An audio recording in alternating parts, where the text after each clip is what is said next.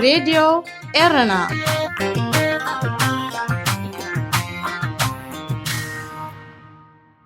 سلام زغبركم تخاتتي مدبات راديو ايرنا بفلايد ما مدباب غزينا مسخم صنا حدلان قرب شاي قبر هنسي لو من عدو مالني عدمي افريم تولدي كابش ودن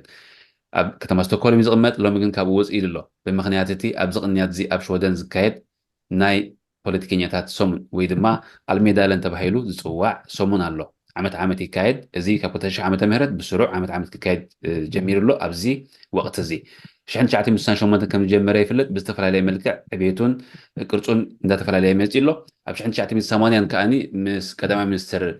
ኦሎፍ ፓልመ ዝበሃል ዝነበረ ናይ ሸወደን ሓደ ካብቶም ፍሉጣት ማለት እዩ ምስኡ ተኣሳሲሩ ከዓ እቲ ጉዳይ እንዳዓበየ እንዳሰፍሐን ክመፅእ ፀኒሑ ኣሎ ኣብዚ ግዜ እዚ ከም ዝበልኩኹም ካብ 2000 ዓመተ ምህረት ጀሚሩ ሰሙን ኣብ ዓመት ሓንቲ ግዜ ኣብዚ ሰሙን እዚ ይካየድ ማለት እዩ ፖለቲከኛታት ኣብ ሓደ ቦታ ተኣኪቦም ብዛዕባ ፖለቲካ ሸወደን ዝዛረብሉ ዝጉስጉስሉ ህዝቢ ከዓ ዝከታተልሉ ማለት እዩ ኤፍሬም ተወልደ ኤርትራዊ ሸወደናዊ ከም ምዃኑ መጠን ኣብ ፖለቲካ ከም ዝነጥፍ ምዃኑ መጠን ደላይ ፍትሕን ኣብ ፍትሒ ዓመታት ዘቆፀረ ንጥፈታት ከም ዘካይድ መጠን ኣገዳስነቱ ተገንዚቡ ናብቲ ቦታ ከይድ ኣሎ ስለዚ ካብ ስቱድዮ ካብ ገዝኡ ውፅእ ኢሉ ኣሎ ትሪእዎ ኣለኹም በረኻ እዩ ዘሎ ሕጂ ስለምንታይ ከይዱ ንዓና ንኤርትራውያን እንታይ ማለት እዩ ኣብ ሸወደን ንቕመጥ ኤርትራውያን ሓደ ከም ኤርትራውያን ደላይ ፍትሒ ከም ፖለቲከኛታት ከዓኒ እንታይ ክመሃሩ ክእሉ ኤርትራውያን እንታይ ክንመሃር ንኽእል ኤርትራውያን ከዓ ክንትንክፎ ኢና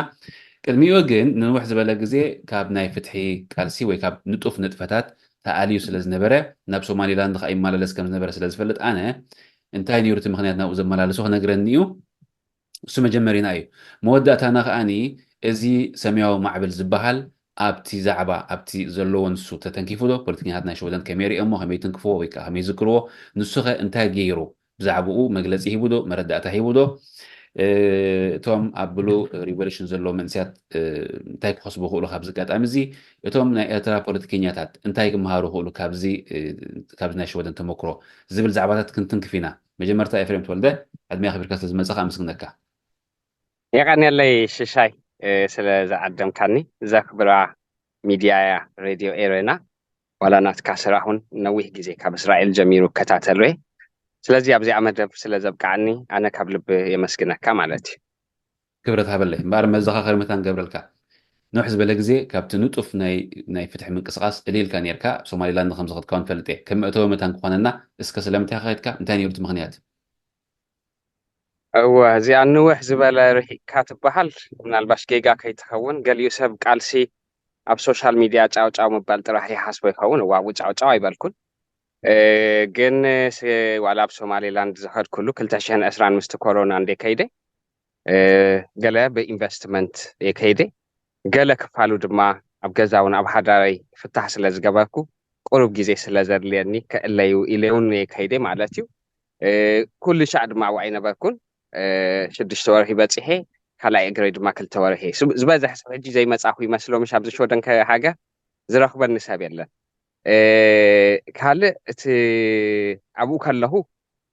ናይ ኣርባሕነት ስራሕ ሰርሕ ነይረ ኣብ ሶማሊላንድ ኮይነ ማለት እዩ ብዙሕ ሬድዮ ፕሮግራማት ካብኡ ሰድድ ነይረ ናይ ሶማሊ ፖለቲካውን ሰዲደ ናይ ሶማሊላንድ ኣብኡ ድማ ዝግበር ነገራት እውን ኣሎ ምስ ዓድና ቀረባውን ስለ ዝኾነ ሰብ ይገምቶ ድሓን እንታይ ክግበር ይኽእል ካብኡ እሱ ነይሩ ማለት እዩ ስጋብ 2022 ኣብኡ ነይረ ካብ ግን ዝሓለፈ 4 ዓመት ግን ብፃዕቀይ ዝገብሮ ዝነበርኩ መጽናዕቲ ዝገብር ዝነበርኩ ናይ ቃልስና ብፍላይ ድማ ኣርባሕነት 2022 ምስ ኣቋረፅክዎ ቃልሰይ ገምጊመ ከመይ ኣካይዳና እንታይ ፍታሕ ኢለ ናይ ብሓቂ ፅዑቕ ዝኾነ መጽናዕቲ ይገብር ነይረ ቃልሲ ፈፂመ ኣይገድፎኒ ንዘለዓለም ማለት እዩ ምክንያቱ ምሳይ ኣብ ኣርባሕነት ከለኹ ዝወደቑ ኣሕዋት ኣለውኒ ደሙም ኣለኒ ስዋዕትና ማለት እዩ ንፍትሒ ዝወደቑ ስለዚ ኣይገድፎኒ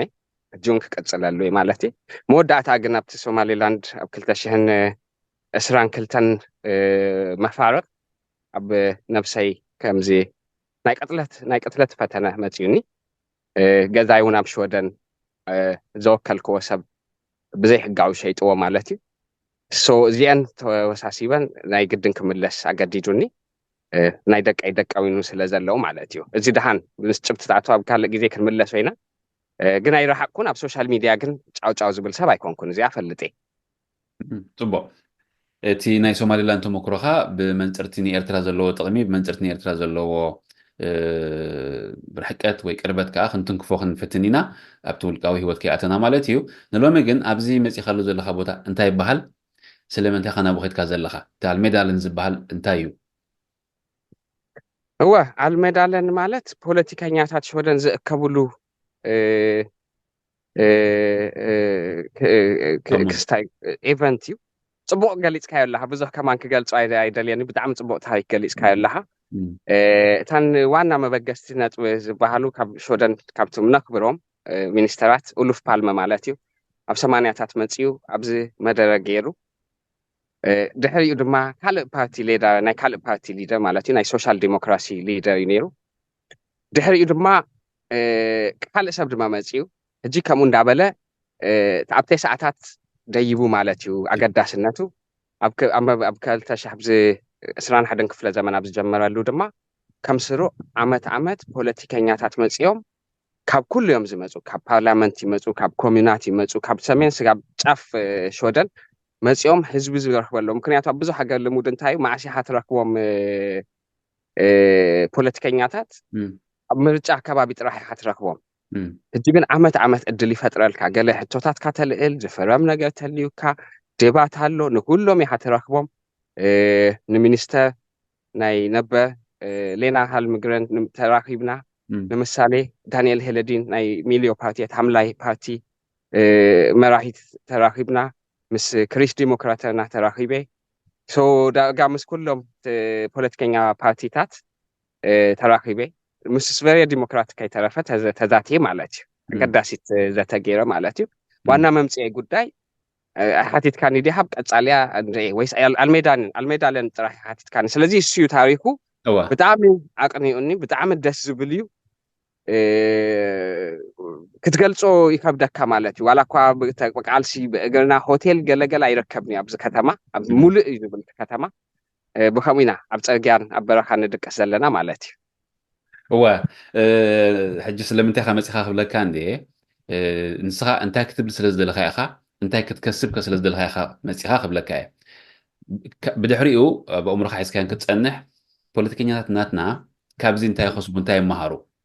ሓደ ህዝቢ ናትና ህዝቢ ካብዚ እንታይ ይኸስብ እንታይ ይመሃር ክልተ ሳልሳይ እቲ ሰማያዊ ማዕበል ዝበሃል መንእሰይ ካብ ከምዚ ዓይነት ንጥፈታት እንታይ ክመሃር ዝግብኦ ክንብል ኢና እንዳዘርዘርናዮም ክንከይድ ኢና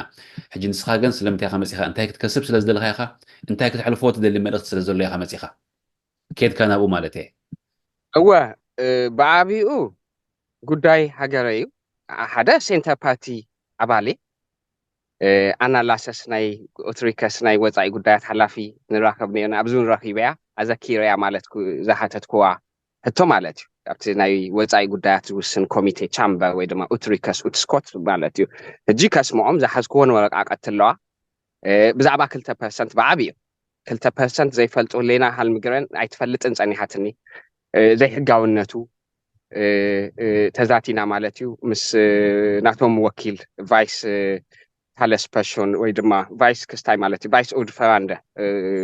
እንታይ ዝበሃል ምክትል ኣቦ መንበር ናይቲ ኡትሪከስ ኡትስኮት ናይ ሶሻል ዘሎ ሞርጋን ክትዛረቦ ምዃና ኣብ ፓርቲ ክተቀርቦ ምዃና ነጊራትኒ ምስእ ማለት እዩ ስለዚ ዋና ጉዳይ ዘምፃኒ ምሳይ እውን ኣበይና ኣይኮንኩን ካብ ሰማያዊ ማዕበል ሰባት ምሳይ ኣለው ኣብ ዝተፈላለየ ኣብዚ ቴንዳታት ሒዞም ማለት እዩ ንኦም ኣብቲ ፎረም ነጊሮም ከምዚኣ ጉዳይ ኣላ ሓደ ትምህርቲ ተወስዱ እቲ ናይ ዲፕሎማሲ ስራሓት ምክንያቱ ንዘመናት እንዳሓለፈ ዝኸይድ ቃልሲ ስለ ዝኾነ ማለት እዩ ሓደ ድማ ከምዚ ባህልና ጨና ይኮኑካ ዝበሃል ኣሎ ምሽ ኣብ ሚድያ ክቀርቡ ስለ ዘይደለዮም ስለዚ ብከምኡ ኢና መፂና ብፍላይ ድማ እዛ ፌስቲቫል ትካየድ ዘላ ዋዕዋዕ ስለተፈጥረ ናይ ፖሊስ እውን ፌስቲቫል ከፍቀደሎም ይኽእሉን ምንጭታቱን ቁርቢ ስለተሰማዓኒ ሃንደበቴ ሻዕ መዓልቲ ትኬት ቆሪፀ ለይቲ ብመርከብ ክንጓዓዝ ሓዲርና ወጋሕታ ሰዓት 3 ኣብዚ ኣትየ ማለት እዩ ብዛዕባ 200 ዘይሕጋዊ ትብል ነርካ እሞኒ ኣነ ክሳብ ሕጂ ብዝገበርኮ ዕላላት ከዓ ወይ ቃለ መጠይቃት እቲ ገንዘብ ዝኾነት ሃገር ካብ ዜጋታታ ኣብ ደገ ካብ ዘሎ ዜጋታታ ሕጋዊ ዝኾነ ኣገባብ ተጠቂማ ወይ ከዓ እሳ ዝውሰነቶ ኣገባብ ተጠቂማ ገንዘብ ከም ትእክብ ዝተፈልጠ እዩ ሕጂ ናይ ኤርትራ ምስ በፅሐ ከመይ ገይረ ዘይሕጋዊ ከም ዝኾነ ገሊፅካ ከተእምኖም ከዓ ትፍትን ዘለካ እቶም ዘይሕጋዊ ዘብሉካ ምክንያታት እንታይ እዮም هو أب عالم سلسته هجراتين كاب دياسبورا كستاي زكبا بزي حجي زلني كستاي مالتيو ماياما وبرما يونايتد ستيتس اوف أمريكا إريتريا دما مالتيو ناي يو اس اي فلي زباليو ناب تاكس اوفيس ناي يو اس اي تسدو تعداها كندزلكا تبحال مالتيو ناي برما ناي بوليتيكا كستاي سلازهونه نغزيو نونزفو ناي إرترا ግን ፍልይ ዘብሎ ብመሰልካ እዩ ዝመፀካ ምክንያቱ ኣብ ኤርትራ ታክስ ኦፊስ ታክስ ኤጀንሲ ወይ ድማ ሚኒስትሪ ፋይናንስ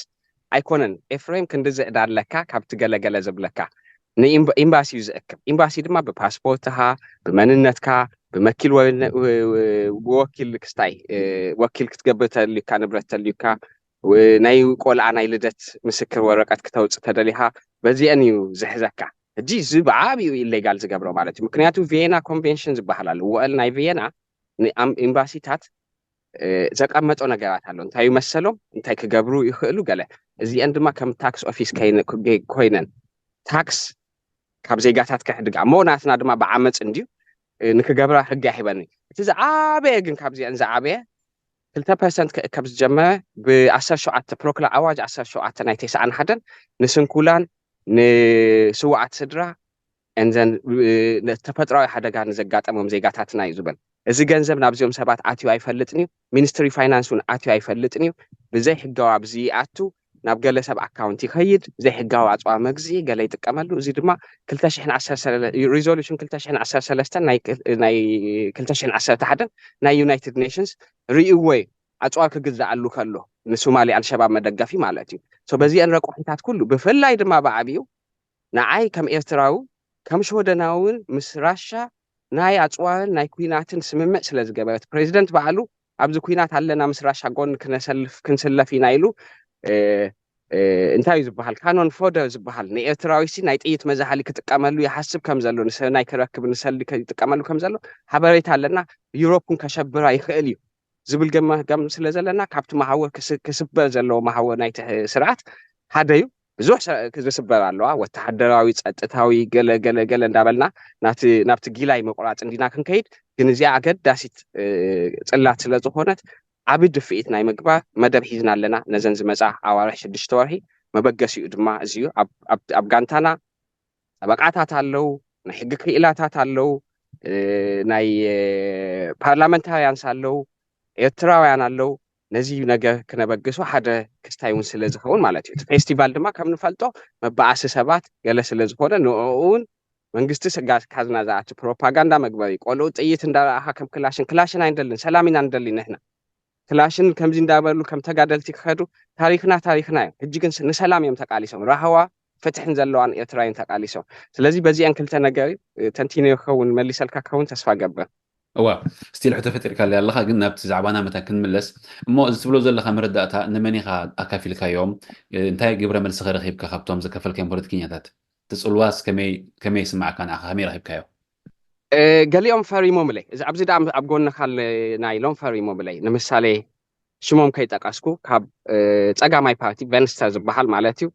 ፈሪሞም ሓደ ቲፕስ ከማን ኢላትኒ ሂባትኒ ዘገርም ቲፕስ ዘይሓሰብኮ በዚኣ መንገዲ እውን ኮላ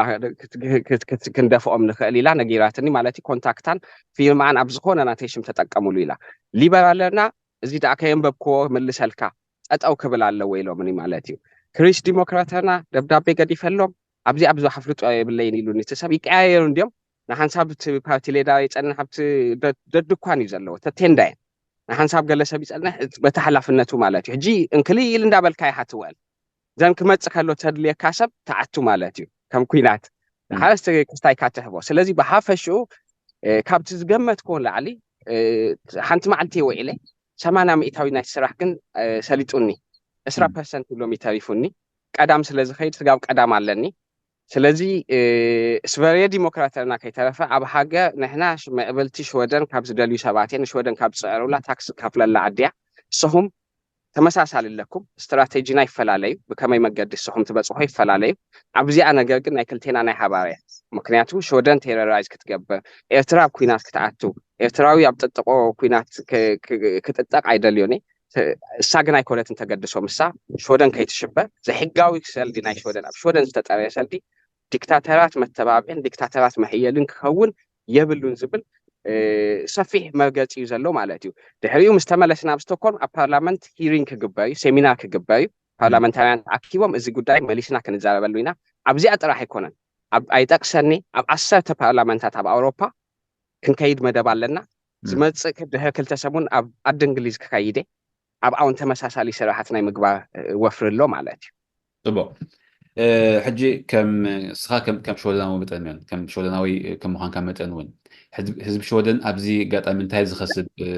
اتباع أكل نايم ركاب عدل تسبيب سلزخون بوليتيكينيات نايزن هاجرات بأكل كرخبوهم سلزخ قالوا دي خم حدا بلج أزر ولا شعون رخيبهم بأكل كحتوهم زيرو خحتوهم سلزخ قولوا ملسخ بقى تخرجوا سلزخوا يتبلجا انتهي تبلج أزناي سومن أب سومن زجبر زعمت عامل زجبر انتهي تبلج أنا حزب شودن صراحة كم شودناوي متأن يرتاو شودن زي أحد حجي زبلكا ناي تاكس مالتيو وكاله حتوتات يوكرين فري يوكرين زبلو تندانيروم سديدل كان يسألي نا يوكرين حساب زلوم سبات كمان تندوم جيوم سبن دامس حتوم وي فور يوكرين ادي زبل ستاند ويز يوكرين اي ثينك هجي زي اسرح تسرها اب حموشت ان شمونتن بارلمانتات እንዳደወልኩ ነተሰብ ክረክቦ በቀሊ ላይ ኢሜል ክገብረለ አይከምልሰለይ እንክሊል ሽድሽተ ወርሕ የድልየኒ ካለ ህቶታት ነው ናይ ሽወደ ናይ ውሽጢ ብዛዕባ ኢንቲግሬሽን ብዛዕባ ማይግሬሽን ብዛዕባ ስደተኛታት መቀባል ስደተኛታት ካብ ዝጣበቀሉ ሓደ ስለ ዝነበርኩ ሚሊዮ ፓርቲ ሓምላይ ፓርቲውን ዝገደፍኮ ምክንያት ናይ ስደተኛታት ዶብ ስለ ተዓጽወ 2015 ምስቲ ፓርቲ ተዛቲና صح هتسوينا إياها ناي برلمان زمتسي لو مني نو أنا كارير كسرة هيكون كل متسي أبزي تقولي كده فعلوا أبو كاتو تأجمي باللين زي أقول دايجن كمان جستنات كن ورد على الناس بالأمنة سلزلني شاوي ليه يوم على سلزين تاينا مبالي نزي أنا ما إتات كلن زهونا ناي بوليتيكا حتى لك بكومينكا بكبابها بصحة حج أستشون تقمت الله ناي أستشون بوليتيكا يناتات الله كل وقت تدلي بقطعة ترخبو قطعة مالس كستاي تبلو تقبل زي فلت قدما بصحف قالن تري من نسيات مالو كل دس بلا كان من نسيات دك 15 دقيقة قال له مصيوم يحطو ناتهم حطو نوم كستاي ميديا دما كلنا بزين زلوا انا سنت يحسبني مسلكا وا ابزي كلاتنا تعاكبناسي مستر ناي راشا كوينات زلو راشا مصيا ابزي كتدبدب مسلط ادون تاي غيروم يخونو الى يحسبني امشو صبو رادارات وتحدى سيكوريتي قال كله لو بابز بوتا يكلاك ስለዚህ እንታይ ማለት ሙሉ ሾደንሲ መምህዳሽ ሾደንሲ አብዛቦ ደሴት ያዘላ ድሕሪ ተዓጽዩ ኩሉና በሆሊዴይ እንዳተዘናገ ምሸቱን ምስኦም ይሓባተ ምሲ ድሕሪ ሙድኡ ዝመደባት ኢቨንታት አሉ አብስተፈላለየ ባባት በሓደ ያሓተምሲ ስለዚህ ንኩሎም ክትረክቦም እድል አለካ ኤርትራውያን ድማ ይተባብኦም መጽዮም ክላመድዎ ሕቶኦም ከሓቱ ብስደተኛታት ዲዩ ብቋንቋ ተገምቲ ሕቶታት ዲዩ بإنتجريشن ديو سرح بمركب حسابات زلكا بنفس حد زي كنا حفشاوي بحاجة سألي مالتي كم زي تزخون أبي إميجريشن إنتجريشن كم زي مخونة نمتى إيرتراوان محبرات طبعا إنتجريشن زي ساتفو زي تقابلهم أبكن أبت فاميلينجنت راح زهزون مثالي مالتي كم عينة حتوتات كهلوها كاسل زخيل نتا بارتي تدفع سدلة هاي بارتي دم زعمنات كجوينك تقابلون أدلال لك مالتي ممكنياتو قدام يدوم مثل ديمقراطي مدمات عندي كلا يدما أكتيف كوينكا تلاوي حيوات كان تلاوي نايزا متعيت ولدو نايدكنا حاجة ناتنا حاجة مالتي مخاني بعبيو دما أنا علم لك دما إحنا دما بعبيو إتراس اللي تولدنا الله حاجة سلا زخونة نبغى نايم مملاس حنقطعون سلا زلنا ህዝብና አውናው ስለዘሎ ከረህዎን ስለዝንደሊ ናይ ኤርትራ ሕቶታት ድማ ባከለና ነስምዕ ማለት እዩ ምክንያቱ ቃልስን ነምጽኦ መንግስትን እሕና ንለውጦ ንፈልጥና ገለ አንድታት ናቱ ግን ነፍርሰሉ ናይ ዲፕሎማሲ መድረኽ ማለት እዩ ጥቦ ከም ትፈልጦ ኣብ ኤርትራ እቲ ናይ ሃገር መራሒ ኣብ ቴሌቪዥን ሓንቲ ግዜ ብዓመት ወይ ኣብ ተንዘሉ ኣገለገለ ጽምብላት መጽኡ ቃለመጠይቕ ዝገብር ተቃለመጠይቕ ካኒ ነዊሕ ዓመታት ዝኸደ ተመሳሳሊ ትርጉሙ ክሳብ ዝርዳእካ ኢቲ መግለጽ ዝህቦ ካብ ወጻኢ ኤርትራውያን ንፖለቲከኛታት ይትረፍ ኣዋጣሪ ሕቶታትን ብዛዕባ መጻኢ ደቆምን ደቂ ደቆምን ብዛዕባ ህይወቶምን ክሓቱ ብዛዕባታ መዓልታዊት ህይወት እውን ክሓቱ ዕድል የብሎም ወይ ዕድል የብልናን ኣብ ሾደን ግን እዞም ፖለቲከኛታት ናብ ሓደ ቦታ ቪስ ብዝበሃል ቦታ ከይዶም ወስኻውን ከይድካ ኣለኻ ናይ ህዝቢ ሕቶታት ይምልሱሎም ህዝቢ ክኣሳተፉ ኣለዉ ሕጂ ናትና ፖለቲከኛታት ናትና መንእስያት እንታይ ክመሃሩ ትደሊ ካብዚ ህዝቢ ኤርትራ እንታይ ክመሃር እንታይ ክግንዘብ ትደሊ ካብዚ እዚ ኣብታ ፕሮግራም ጽሒፈ ያለሁ ብዙሕ ክብድ ቅድሚኡን ስለ ዝረኣኹ ኣብ ገለ ዓድታት ምሳሌ ስለ ዘለና ፌስቲቫል ኣስመራ ኣሎ ፌስቲቫል ናይ ፈንጠዝያ ክንዲ ዝኸውን ናይ ከምዚ መደብ ክትገብሮ ትኽእል ኢኻ ፖለቲከኛታት መጽኦም ህዝቢ ዝሓተሉ ክንገብሮ ኢና ድማ ድሕሪኡ ህዝቢ መፅኡ ዝደለየ ሕቶ ሚኒስተር ድዩ ኩላትና ውልቀ ሰባት ተቀይርና ኣለና ካብ ፕሬዚደንትና ካብ ፕራይም ሚኒስተርና ክሪስተንሰን ማግዳሌና እንትማሊ ነይራ ኣብቲ ባይታ ሰብ ብዙሕ ስለ ዝነበረ ክረኽባ ይከኣልኩን ክረኽባ ደሊ ነይረ ግን ሶሻል ስለ ዝረኸብኩም ብዙሕ ፀገም ኣይኮነን ሕጂ ኩሎም ወሪዶም ኣብ ባይታ ሴኪዩር ድዩ ሕቶታቶም ሓቲቶም እንታይ ክልወጥ ኣሎ ሓሳቡን ካባኻ ይቅበሉ ከምዛ ዝብለካ ሚኒስትር ናይ ሶሻል ሚኒስተር ሲ እዛ ናይ 2% ኣይፈልጣን ነይረ የላትኒ ከምዚኣ ከም ዘላ ካልእ ሰቡን ከምኡ ኢሉኒ ሕጂ ከም ዝፈልጡ ኩልሽ ዓይኑ ሰዶ ሕቶታትናስ ለሌና ይፈልጡ ሓሲቡ ኣምላኽ ኣይኮኑን ፖለቲካ ክውሓስ ዝኽእል ህዝቢ ምስ ዝነቅሕ ህዝቢ ድማ ሙሉእ ስታፍ ምስ ዝህልወ ተዘይሃልይዎ ፖለቲካ እዚ ዲሞክራሲ ማለት ዋላ ሓንቲ ትርጉም የብሉን ገለሰብ የምፃልካ ከምዚ ትካቦ ይተክወልካ ኣብ ዝደልዮ ድማ ይሕድገካ ክቀየር ይኽእል እዩ ስለዚ ንሕና ከም ህዝቢ ኣብ ደገ ዘለና መንቀሳቃሳት ከማን ከምዚ ዓይነት ነገር ክንላመድሮ ክንክእል ኣለና ኣብ ገለ ግዜ ትንሳኤ ኩሉ ኣካያዲ ኮሚቴ ኣብ ከምዚ ግዜ ከምዚ ዓይነት ኢቨንት ኣሎ ፌስታ ጥራሕ ካብ ንገብር ዝመሰለኩም ሕቶታት መፂኹም ክትሓቱ ትኽእል ኢኹም ሓሳብ ክህቡካ እዩ ምክንያቱ ዘይረኣየካ ኣሎ ኣብ ሊደርሽፕ ኣብ መሪሕነት ተሊኻ ቢዚ ስለትኸውን ልባሃ ስለ ዘጥፋልካ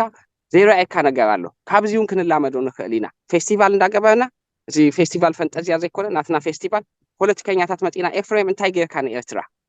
እንታይ ሓበርኪትካላ ስጋብ ሕጂ ካበይኻ መፂኻ ከምዚ ዓይነት ክሓሳብ ኣለኒ ከምዚ ዓይነት ናይ ውዳብ ኣለኒ ከምዚ ክስታይ ኣለኒ ምስ ትግራይ ዘለኩም ክስታይ እንታይ እዩ ትግራይ ገለ ይብሉ ገሊኦም ትግራይ ትዕወት እንታይ እዩ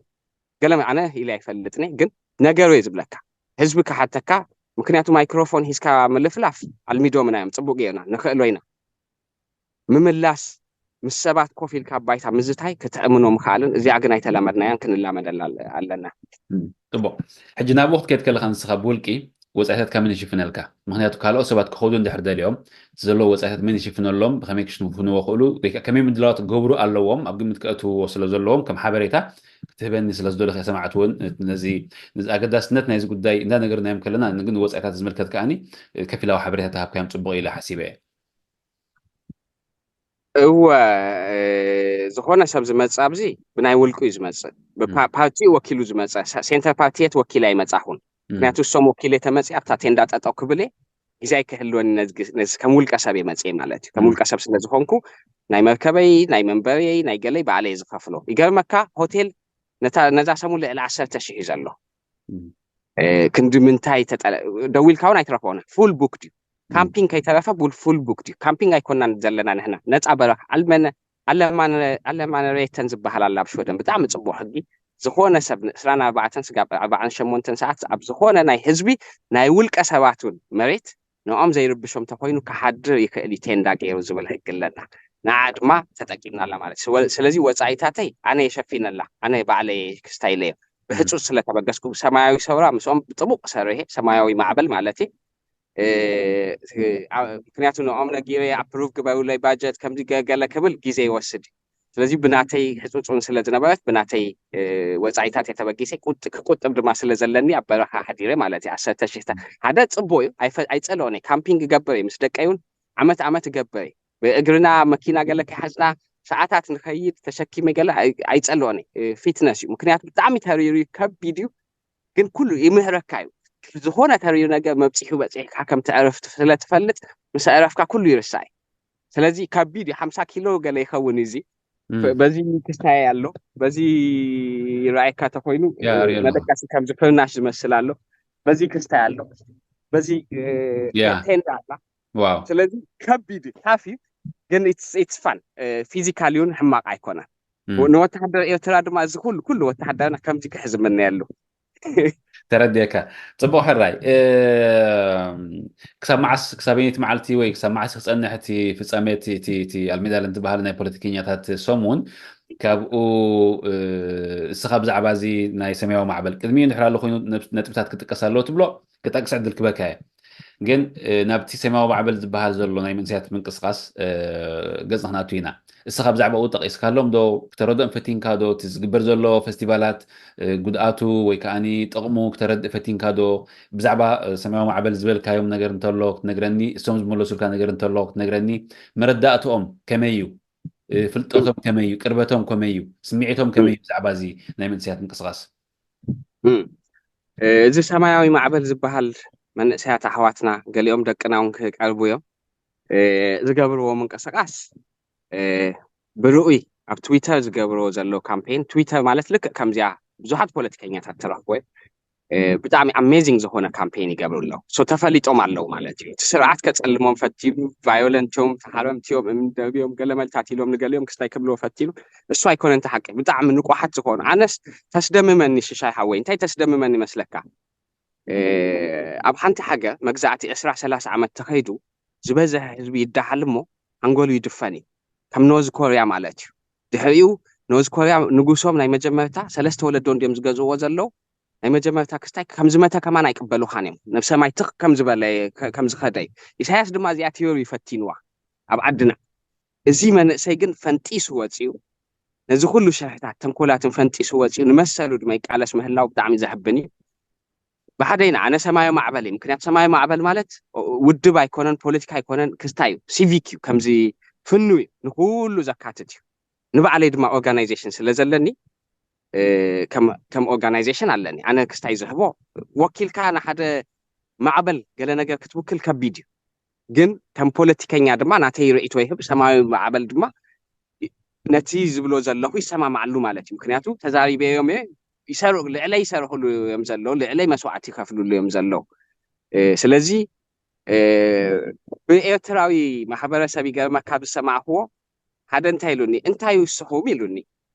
ኣብ ሾደንሲ ካብቶም ዝበለፀ ኢንቲግሬት ምፅእ ኢልኩም ስራሕ ትጅምሩ ስራሕ ዘይትፈትዉ ነዚ ሲስተም ኣቢዩዝ ዘይትገብርዎ ብሓሶት ሶሻል ዘይትወስዱ ዓብይ ፐርሰንቴጅ እዩ ዘለኩም ምስ ካልኦት ክወዳደር እንታይ ምስጢር ይብልን ክነግሮ ኣይክእልን ሃርድ ወርኪንግ ፒፕል ኢና ፅቡቅ ባህሊ ኣለና ዋላ እኳ እዚ ውልቀ መላኺ ብዙሕ ባህልታትን ብዙሕ ታሪክናትን መንነትናትን ክብረታትና ክሰብሮ ተፈተነ ስጋብ ሕጂ መኪትዎ ይኸይድ ኣሎ ኣነ ይገርመኒ ናይ ባሕቂ ምክንያቱ ክዳሃል ክስታይ ክብል ይሓትፅበዮ ኣሎ ብዙሕ ናይቲ ግዳይ ዝኾነ ከምኡ ማለት ኣይኮነን ግን ማጆሪቲ ግን ረኣዮ ከም ማዕበል ሰላማዊ ሰልፍ ኣብ ስቶክሆልም ተገይሩ ኣብ ብዙሕ ዓድታት ይግበር ኣሎ ርድኢቶም ኣብ ስጋል ስናሲ መመሊሱ እንዳዛየደ እንዳደየበ ኣፍልጦኦም ክስታይ እንዳበለ እዩ ዝኸይድ ዘሎ ተዓወቱን ዝቀረበት ኮይና ከም ዝኾነት ይርድኦም ኣሎ ዝብል ግምት ኣለኒ ፅቡቅ ካብ ዝሓፈሻዊ ገምጋምካ ንርእይቶኻን ንስኻ እንታይ ጌርካ ብዛዕባኡ ንክተረድኦም ንመነመን ረኺብካ እንታይ ገብረ መልሲ ሂቦምካ ናብቲ ስኻ ክትገብሮ ዝቐንኻ ክንመፅእ ንመሰባዊ ማዕበል ብፆትና ማለትካ ዲ ብዛዕባ ሰማያዊ ማዕበል ሲ ብዛዕባ እቲ ዝግበር ዘሎ ፌስቲቫላት በሎ ብዛዕባ እቲ ሰማያዊ ማዕበል በሎ ሲ ምስቶም ፖለቲከኛታት ተዘራሪብካ ዶ ዕድል ረኺብካ ዶ ክትዘራረብ ሓሳብካ መረዳእትኻ ክትነግሮም ዕድል ረኺብካ ዶ ናብቶም ገብረ መልሲ እንታይ ነይሩ እወ ንዝበዝሑ ንኩሎም ፓርቲታት ረኺበ እያ ካብ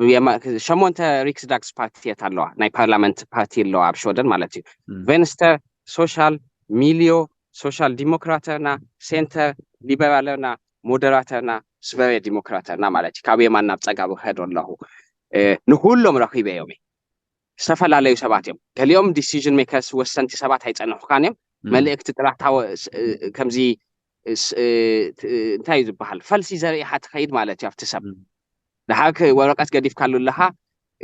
ክዛተዩ ክስታይ ምስ ገሊኦም ክዛረቡ ነዚኦም ኩለን ረኺበን ሚድያ ሊሊ ቲቪ ላይቭ ተዛሪበ በዚ ጉዳይ ኤሪትሪያ ከምዚ ዝኾነት ናይ 2% ኢሌጋል ታክስ ቃለስ መፅኤ ከም ዘለኹ ተዛሪበ እዮም ብውልቂ ድማ ዝረኽቦ ይገርመካ ኣልሜዳለን ናይ ፖለቲካ ጥራሕ ምዃኑ ተቀይሩ ናይ ቢዝነስን ኮይኑ ኣሎ ቢዝነስ ትካላት ናይ ቴክኖሎጂ ትካላት እውን መፅኤን ኣብዚ ቴብል ኣለውን ሓንቲ ኬንያዊት ረኺበያ ተፋሊጥያ ናይ ኣፍሪካ ኔትወርክ ንፍጠር ክንህይል ከም ኣፍሪካውያን ገለመልታት ተዛቲና ተለዋዊጥና ኮንታክትና ስቶክሆልም ክንራኸብ ኢና ማለት እዩ ሓንቲ ናይዚ ዴመንት ናይ ምርሳዕ ሕማም ኣሎ ምሽ ናይ ዓበይቲ ካብ ቼክ ሪፐብሊክ ዝመፀት ንኡ ክፍውስ ዝኽእል ሪሰርች የካይዱ ከም ዘለው እንደን ፅቡቅ ይኸይድ ከም ዘለው ሕጂ ትካላቱን ቴክኖሎጂካል ትካላት ኣሎ ኦፒኒየን ቢልዲንግ ዝበሃል ምስኦም ኣምስየ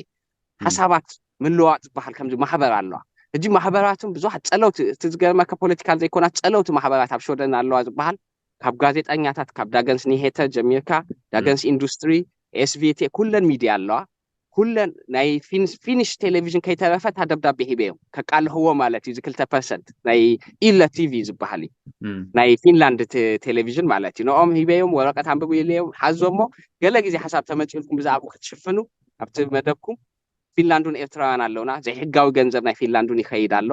ገለ መልታት ኢሎም ተቀቢሉኒ ደብዳቤ ብጽቡቅ ክስታይ ኣፋንዩኒ ማለት እዩ ኣብ ላይቭ ኣይቀረብኩን ሎሚ ምናልባሽ ሞ ኣብቲ ሚድያታትን ተን ዝተረፋኒ ፓርቲታትን ክደግመኒ ኣብ ሚድያ ሕጂ ሞ ክዋሳይ ማለት እዩ ተን ሚድያ ኩለን ዝገበርናዮ ነገራት ሸፈን ንክህብዎ ምክንያቱ እቲ ናይ ምዕራብ ማሕበረሰብ ሓደ ሓደ ግዜ ወኪል ሰብ ይስእኒ ነንሕና እንክሊል ስለንብል መን እዩ ኢሎም ፀዊኦም ዋላ ንሕና ከማን ሰማያዊ ማዕበል መን እዩ ዘካይዶ ገሌል ክሓሰስ ክትብል ይፅግመካ እዩ ምክንያቱ ቋንቋና ስለንገብሮ ፅብብ ስለንብል ማለት እዩ ሕጂ ከምዚ ፈንጢስካ ወፂኻ ኣብዚ ክትከይድ ከለኻ ኣነ ካብ ቀደማ ፖለቲካ ስለዝነበርኩ ከቢድ ኣይኮነን ኣብ ሾደንሲ ልዕሊ 10 ዓመት ኣለኒ ማለት እዩ ኣብ ፖለቲካ ሾደን ዓበይቲ ድማ ካባይ ተመክሮ ዘለዎ ኣያታተይ ኣቦታተይ ኣቦይ ኣሎ ናይ ፖለቲካ ኣረሃ ሓመደናካ ማለት እዩ ጽቡቅ ብዙሕ ነገር ኣድቫይስ ይገብረኒ የማኽረኒ ከምዚ ይብለኒ ካልኦት እውን ኣብ ቃልሲ ዝነበሩን ስለዝሕግዙኒ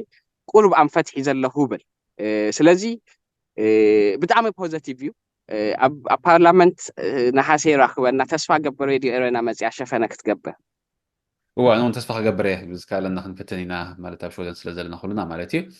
ናብ መጨረሻ ገጽና ክንከይድ ኢና እንድሕር ዳኣኒ ክጥቀስ ኣሎ ትብሎ ነጥብታት ኣሎ ኮይኑ ክትጠቕሰሊ ዕድል ክበካ እዩ እንተዘይ ኮይኑ ግን ናብ መጨረሻ ገጽና ንኸይድ ኣለና ከይንወሓልካ ካብ ንላዕሊ እዚ ንስኻ ዝሰደድካዮ ኦልሬዲ ቪድዮ እውን ክንፅምሮ ስለ ዝኾንና ወይ ክነእትዎ ስለ ዝኾንና ሰብ ሙሉእ ስእሊ ክህልዎ እዩ ናይቲ ንስኻ ቀኒኻዮ ዘለኻ ማለት እዩ ሕጂ ኣብ መጨረሻ ትብሎ ነገር እንታይ ኣሎ ለቦዋ መልእኽቲ ተወሳኺ ርእቶ ኣነ ዝዘንጋዕኽዎ ከም ሕቶ እንድሕር ኣሎ ኮይኑ እወ ኣብ ደገ ዝካየድ ቃልሲ ብከመይ ኣንፈቱ ይኸይድ ኣሎ ንሪኦ ኣለና ኩላትና እቲ ሰብ ኩሉ ነገር ተረዲእዎ ተመክሮ ኣብ ቤት ትምህርቲ ኣነ ናይ ዓርባ ሓርነት ተመክሮ ኣለኒ ናይ ደቡብ ኣፍሪካ ዝነበረ ቃልሲ ኣለኒ እዚ ተደሚሩ እክብ ድምሲ እንዳ ሓየልኩ ከም ዝኸይድ ፍሉጥ ካልኡን ከማይ ማለት እዩ ሓይሉ እቲ ቃልሲ መንእሰይ ድማ ልዕሊኡ ዓብዪ ፍናንን ድፍረትን ሂብዎ ማለት እዩ መንእሰይ ወለዶ እዩ ተረካቢ ሃገር መንእሰይ ወለዶ እዩ ድማ ተዘይርካብላ እሱ ድማ ከርክበልና ምኳና ስለዚ በዚ ክስታይ ዝብል እዩ ኣብ ኤርትራ እውን እቲ ደስ ዝብል ኣብኡ ንሰርሕ ስለ ዘለኹ ውዳበታት ይሕይል ከም ዘሎ ሓያል ውዳበታት ይስራሕ ከም ዘሎ ፈልጤ ኣብ ውሽጢ ኤርትራ ዘሎ ሰብ ካብ ራስ ቄሳስ ጋብ ራስ ዱሜራ ግፍሕ ዝበለ ካብዚ ፕሮጀክትና ናይ ቀደም ውዳበታት ይኸይድ ኣሎ ዝበዛሕኩም ወረቀት በፂሕኩም ኣሎ ኣብ ገዛኹም ኣብ ሞባይልኩም ኣብ ገለ ዘይበፃሕኩምን ክበፃሕኩም እዩ ስለዚ እቲ ውዳበታት ይሕይል ስለ ዘሎ ብደገ እውን ንሕና ስለ ዘለና ንሕና ዲና መፂና ክንፅምበሮም ብሕጂ ስደት ዘድሊ ኮይኑ ኣይስማዕንኒ ስለዚ ተስፋና ክንሰርሕ ኣለና ነዞም መንእስያት ክንሕብሕቦም ኣለና ክንሕግዞም ኣለና ክንሕይሎም ኣለና ክንፀርፎም ወይ ክስንናሽዎም ገለ ዘይኮነሲ እሶም ካባና ዝበልፁ መንእስያት እዮም ሓሳብ ሂብካዮም እዛ ትዊተር ዝገበረዋ ካምፔንሲ ኣይምፈለጥኳን ኣነ ባዕሎም ዓዲሞምን ያስተምህሮ ግበር ኢሎምኒ ዋእዚዳ ባዕልኹም እንዲሁም ክትምህሩኒ ገለ ኢለ ኩሎም ፖለቲከኛታት ዓለም ክስታይ ይብልዎ ሼክ ይገብርዎ ኣለዉ ማለት እዩ ስለዚ ናይ ኩላህና እኩብ ድምዊ እቲ ንደልያ ቀዋማዊት ኤርትራ ድማ ኤፍሬም ኣያምፃኒ ሽሻ ኣያምፃኒ ሰማያዊ ማዕበል ኣያምፃኒ ኩላትና ኢና ነምፃሕ ኣብ ውሽጢ ዘሎ ሰብ ክስቶ ከምፃለይ ክስቶ መፂኡ ሓራ ከውፃኒ ኢሉ ክፅበየ ኣሎ ኣብቲ ውዳበ ከኣቱ ዝደለየ ኣብቲ ወረቀት ኣሎ ኣብ ምንታይ ኮንታክት ከም ትገብሩ ብምስጢሩ ዝተሓዝ ዝኾነ ሰብ ኣይፈልጦን እዩ መን ኢኹም ኣብቲ ውዳበ ጥራሕ ክንኣቱ ክንሰምር ተፈቲና ምክንያቱ ኩላትና ውፅዋዕት ኢና ዝወፅዑና ውሁዳት ጉጅለ እዮም ጉጅለ ማፍያ ካብ ጀነራል ካብ ኮሎኔል ጀሚልካ ኩሉ ውፅዕ እዩ ሚኒስተር ተወፅዕ እዩ ምስ ሚኒስተራት ርክብ ገበረ ካብ ቀደም ትፈልጣይ ሓሸሻይ ኣብ ገለ ሚድያ ገሊዩ ወፅእ ገሊዩ እፈልጥ እንታይ ዓይነት ርግት ኣለቦም ከመይ ከም ዘሎ እሶም እውን ኣብ መጻኢት ኤርትራ ንደልዮም ኢና ተመክሮ ክህቡና እሶም ዘይብሉ ኤርትራ ኣይደልኒ ናይ ህግደፍ ደገፍቲ ተደናጊሮም ክስታይ ዝበሉ ኣብቲ ካምፕ ዘለው ንህዝቦም ዘበሳበሱ ዘለው እሶም ዘይብሉ ኤርትራውያን ኣይደልኒ ኣብዚያ ብኸልፈ ቅሬታ ግብረለይ ኩሉ ተሓቁፍ ኤርትራ ተድልየና ኢልካ ብፅኑዕ ትገልፅ ዘለካ መልስኻ ወይ መረዳእትኻ እምነትካ ኮይኑ ግን ኣብዚ ግዜ እዚ ይትረፍ ንዘለዉ ሚኒስተራትን ሓለፍትን እሞ በቲ ናይቲ ህዝቢ ቃንዛ እውን ዝቕንዘቡ ነቲ ዝተሰወአን ነቲ መስዋእቲ ዝኸፈለን ነቲ ኣካሉ ግዜኡ ኩሉ ዘባኸንን እውን ክንጎሕፎ ኢና የድልየናን እዩ ዝወረዶ እዚ ገለገለ ስማት ድማ ኣቦኻ ተጋዳላይ ተኮይኑ ብመትራስ ዓፊንካ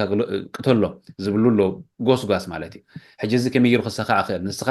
ኩሉ ኣካል ኩሉ ኤርትራዊ የድልየና እዩ ኣብቲ ዝመፅእ ሰላማዊ ኣብቲ ዝመፅእ ፍትሓዊ ሂወት ናይቶም ኤርትራውያን ወይ ናይ ኤርትራውያን ትብላ ኣለኻ ብካልእ ሸነኽ ከዓኒ ብፅኑዕ ዝጉስጉስሉካ ኣሎ ኣንፃርቲ ተጋዳላይ ኣንፃርቲ መስዋእቲ ኣንፃርቲ ታሪክ ኣንፃር ህዝቢ ኤርትራ እውን ኣንፃር ሰራዊት ኤርትራ እውን እዚ ከመይ ገይሩ ክቀዶ ክእል እቲ ከምኡ ዝብል ወገን እንተሓይሉኸ ናይ ኤርትራ መጻኢ ከመይ ረኣየካ ንዓኻ ቀዳማይ ህዝቢ ዘይደገፈ ሓይሊ ፈጺማ ይሕይልኒ ኩሉ ሻዕ ናይ ዝኾነ ቦታ ምስጢ እዩ ካልኣይ ገሊኦም ብሚድያ ጫውጫው ዝገብሩ ዘለዉ ሰባት ብህግደፍ ተወዲቦም ንዓና መሲሎም ናትና ድምፂ ከምኡ መሲሉ ቃልስና ንክፍንፈን ዝገብሩ ሰባት ከም ዘለዉ ገምጋም ኣለኒ ገሊኦም ድማ ብለዋህነት ዝብሉ ይመስለኒ ኣነ ናይ ሓርነት ቃልሲ 4 ዝጀመረ ስጋብ ሕጂ ኣይተወድአን ዝብል እምነት ኣለኒ ገሊኡ ክፋል ተወዲኡ ዘይተወድአ ክፋል ኣሎ ትማሊ ኣብ ሰማያዊ ሰውራ ዝወደቁ ኣሕዋትና ኣብ እስራኤል ዝወደቁ ስዋኣትና እዮም ካልኦትን ከምኡ ኣብ ዓርቢ ሓርነት ኣብ ውሽጢ ዘለው ኣብኡ ከለኹ ከዘኻ ምናልባሽ ዝወደቁ ኣብ ዓርቢ ሓርነት ምናልባሽ ህዝቢ ኤርትራ ስለ ዝሰምዖ ዘሎ ኣይረሳዕናዮም መዝገቦም ኣሎ ምሳና ምናልባሽ ካብ መንጎና ዝመለቁ ተልዮም ኣብቲ ወረቀት ኣሎ ኣድራሻ ዝመፀኩም ሽሞምን ፀብፃቦምን ወይ ንሬድዮ ኤሬና ወይ ኢሜይል ዲስፕሌይ ጌርካ ናተይ ፀብፃቦም ክሰዱልና ነተሓሳስብ ማለት እዩ ጎረባብቶም ድዮም ቤተሰቦም ድዮም ኩሎም ድማ ንኦም ኣብ ምሕብሓብ ተራ ይፃወቱ ኣብታ መጻኢት ኤርትራ ዝከሓስሉ መንገዲ ናይ ብሓቂ ዝከሓስሉ ማለት እዩ ሃገራዊ ኣገልግሎት ዘሎ እዚ ኩሉ ዕድሚኡ ዘሎ ክንክሕሶ ኢና ናትና ናይ ሃገር ዕዳ እዩ 10 ዓመት ተጥፊዕካ እዚ ስርዓት ዘጥፍኦ ዘሎ ሰልዲ እሱ ኣይንርኣይ ኤርትራ ብጣዕሚ ሃብታም እያ 120 ቢልዮን በፂሕሎ እቶታ ኣብ ዓመት ድኻ ኣይኮነትን ፈሊጥካ ዝግበር ስለ ዝኾነ ባጀት እውን ተሰሊኡ ኣሎ ኩሉ ሰብ ግን ኩሉ ኣብ ኤርትራ ዘሎ ኩሉ እውን ዝተጣዕሰን ክስታይ ዝበለን ክፋልናዮ ዝበደለ ድማ ሓቅን ዕርቅን ዝበሃል መስርሕ ኣሎ ከም ካልኦት ሃገራት ዝኸደ ተናዚዙ ዝገበሮ ተስፋ ገብር ህዝቢ ኤርትራ ይቅሬታ ክገብረሉ ይቅረ ዘይበሃሎ ድማ ይቅበል ማለት እዩ ህዝቢ ኤርትራ ዝሓቦ መስርሕ ማለት እዩ እዚኣ እምነተይ ጽቡቅ ክልተ ተመክሮ ኣለዋኻ ኣብ ደቡብ ኣፍሪቃ ስለ ዝነበርካን ኣብውን ስለ ዝተማሃርካን ናይ ደቡብ ኣፍሪቃ ብቐረባ ትፈልጦ ኢኻ ኢለ ይኣምን ስለዚ ከም ዛዕባ ክንትንክፎ ኢና ምስ ተገላገለት ህዝቢ ወይ እቲ ሃገር ክመፅእ ብዛዕባ ዝኽእል ከዓኒ ብዙሕ ግዜ ትንታነ ወሃቢ ብዙሕ ግዜ ግምት ወሃቢ ኮይኑ ግን ብዕቱብ ሕተት ከዓ ግብኦ እዩ ብፍላይ ድማ ምስ ናይ ደቡብ ኣፍሪቃ ተመክሮኻ ድሕረ ባይታኻን ኣተኣሳሲርና ናይ ሶማሊላንድ እውን ተመክሮኻ ተካፍለኒ ኢኻ ካልእ ግዜ ተቋፂሩ ይበለና ንሎሚ ግን ኣነ ወዲ ኣለኹ እንድሕር ተወሳኺ ርእቶ ኣለካ ኮይኑ ክሰምዓከ ስለዝሃብካኒ ግዜ ስለዝሃብካኒ መብርሂ መረዳእታ ኣመስግነካ ተወሳኺ የብለይን ጀስት ክብሎ ዝደሊ ቃልሲ ከቢድ እዩ ቀሊል ኣይኮነን መስዋዕቲ ብዙሕ እያ ትትዩ ናይ ተዛረብካ ኣይመፅን እዩ ቃልሲ አንተ ወይ ከምቲ ዝብሉ ኣብ ሓዳራዊ ፍታሕ ገይረ ለካ ሓደ ካብቲ ክስታይ ንሓንቲ ጓል ኣይትምንዮን ኢኻ ተቃላሳይ ሰብ ሰብኣያ ክኸውን ብዙሕ ፀገማት ኣለዎ ማለት እዩ ነዚ ግን ክንብድሆ ክንክእል ኣለና ቀስ እንዳበልና ካብ ንመውት ቀልጢፍና መይትና ወይ ዝኽፈል ከፊልና ክነምፅኦ ኣለና ከም ዝብል ከለኹ ብዘይ ተፀንዐ ስትራቴጂ ብዘይ ተፈልጠ መንገዲ ኣሎ ማለት ኣይኮነን ስትራቴጂ ኣሎ ኮፍ ኢሉ ኣሎ ክንግምግሞ ኢና ጌጋታት ክህልዎ ጎደሎታት ኩሉ ክህልዎ ኢል ካብ ሰብ ካብ ህዝቢ እውን ክንሰምዕ ኢና እታ መጻኢት ኤርትራ ግን ብሓባር የራኽበና የቀኒየለይ ሽሻይ የቀኒየለይ ንሙሉእ ተከታተልቲ ሬድዮ ኤረና ኣብ ውሽጥን ወፃኢን ዘሎ ንልሙን ኣዝየ ምስግነካ